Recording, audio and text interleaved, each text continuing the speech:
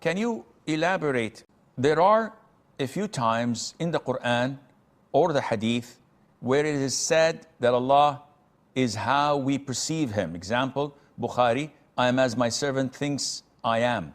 This Hadith is a clear example that as Muslims, we must think positively of Allah. And this is not a choice that you can make. This is an obligation.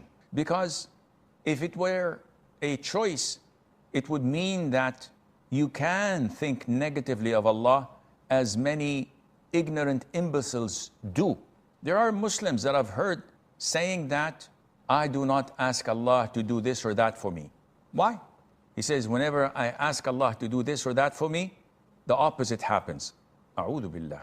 Are you accusing Allah Azza wa Jal of going against your wishes just to displease you? Are you crazy? Allah doesn't need you. Allah doesn't need the whole population of earth, the 7 billion of them. Allah doesn't need the trillions of animals, of fish, of insects, of birds. Allah is independent. And it's only Allah that provides for all of these. Only Allah that facilitates their affairs. He's the sustainer.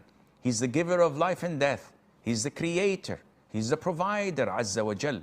So why would you think so negatively of Allah and refrain from expressing your submissiveness, your poverty, your humility to Him, subhanahu wa ta'ala? This is an indication of your arrogance. This is an indication that you and Satan have many things in common, which is a very, very dangerous aspect. So Allah is as you think of Him. If you think of Him positively, your affairs would, at the end of the day, materialize for your benefit and you will be the winner.